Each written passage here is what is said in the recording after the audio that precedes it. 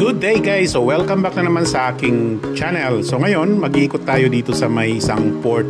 Maliit na port naman to. Ay dito to sa may Ontario, Canada. Sa may Collingwood. So ito yung sinasabi nilang side lunch in Collingwood. Ito yung mga number 1 activities na sinasabi nila. So ito guys, may entrance yata. Paano ba? Yeah, so maganda. So ngayon, lalakad ako doon kasi sabi pwede kayong pumasok. Yan, nakikita naman natin sa lugar.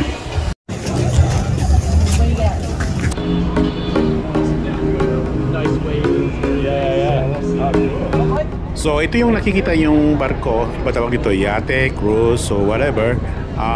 Kita nyo yung sumasakay yung mga tao. Ikot lang to hanggang doon sa may hindi naman kalayuan, then babalik. Meron lang certain hours ang tinatagal, then you know, magano lang kayo sa taas, kakain, mag-inuman, then merong banda. Yeah, so I don't know kung magkano ang bayad kasi hindi ko pa na-try na sumakay dito, so mag-iikot lang ako dito ngayon. Then yun, masaya na sila. So titingnan natin guys kung anong merong mga activities dito sa loob kasi summer ngayon, may mga event talaga dito sa Collingwood during summer. So ano to guys, parang vintage na barko yun, no? Pero ito yata ano rin to iikot din to dun sa may dulo yan yung mga tao. Then yun nga, kasi pag winter dito wala to, walang mga tao sa labas, kaya pag summer lumalabas talaga sila, kahit kunting event lang talaga pumupunta sila.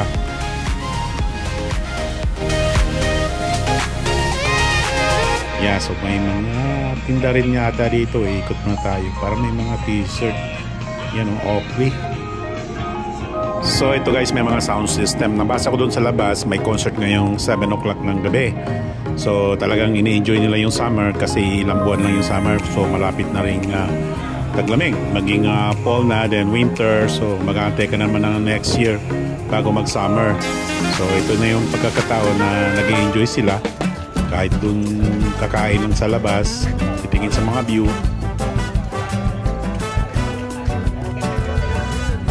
So lalakad pa tayo hanggang sa dulo guys. So I think hindi naman ito masyadong malayo, malapit na tayong babalik.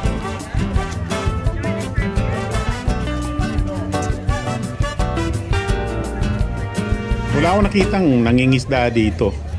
Yeah, so ang ganda ng tubig, ang linaw. For sure merong mga isda dyan. Yes, so gandang lugar guys. So marami nag-inuman sa tabi. Yeah, so meron din yung sumasakay ng boat. Yes, so tingnan natin.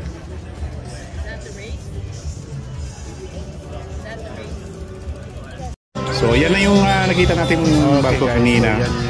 Yeah, pupunta na yan doon sa dulo. Then may ilang oras, then babalik na rin dito. Ayan, continue with a little bit of hemp here for you. Hope you enjoy that. Oh, we got some hemp bands.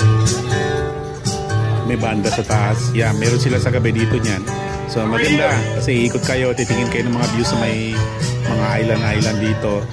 So nakikita nyo talaga yung buong Collingwood, pati yung Blue Mountain makikita nyo. Yeah, masaya guys.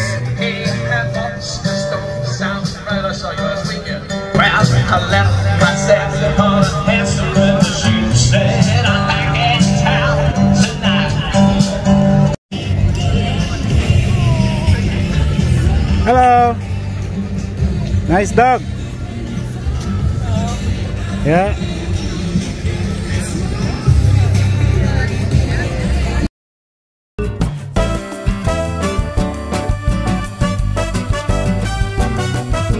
Yeah, so tingnan nyo yung mga sumasakay ng mga speedboat. Yeah, so pwede kang mag-rent dito. Nakikita nyo yung sa tabi. Yeah, I think per hour or whole day pwede nyo gamitin. Ikot lang kayo dito.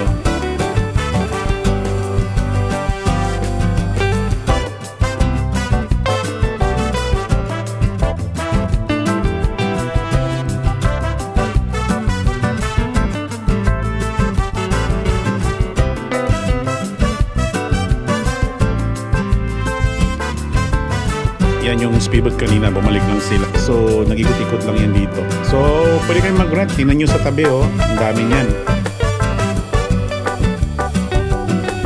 Right, so okay guys, yan, nabidyohan ko na kanina yung dumaan, yung mga tumakay sa boat.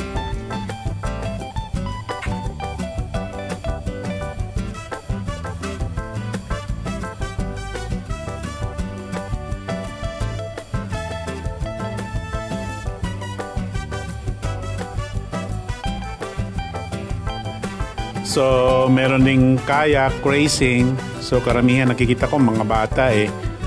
Lagay ko, hindi na ako pwede dyan. Mabigat ako. So, maganda na lang manood.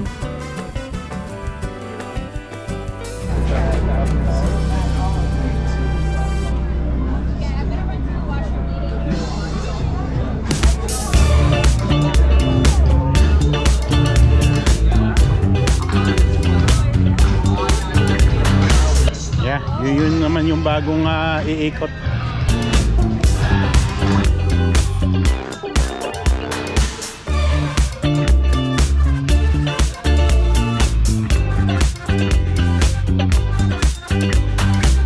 So ito naman guys, ito yung history ng Collingwood noon, kung paano sila naging ganito ngayon yung community nila. So nandito nilagay lahat. 5 minutes for the kids race. Medal ceremony, 5 minutes for the kids race. So, pasukan pa rin yung mga tao guys. Yan, so ako palabas na. Yeah, at least nakita ko na yung buong paligid. Yeah.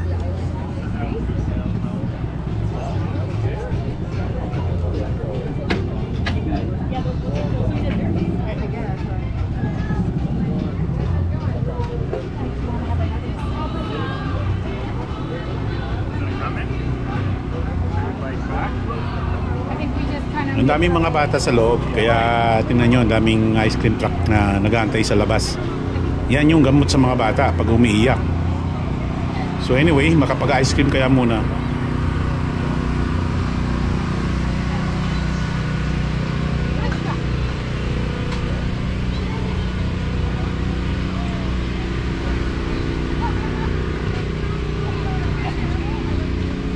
How are you? Good. Alright. Okay guys, so tapos na kami mag-ikot. Bumili na lang kami ng ice cream yan. Bumili rin ako ng orange ice cream. Yeah, hindi naman masyadong mahaba yung lugar na yun. Ayan, oh.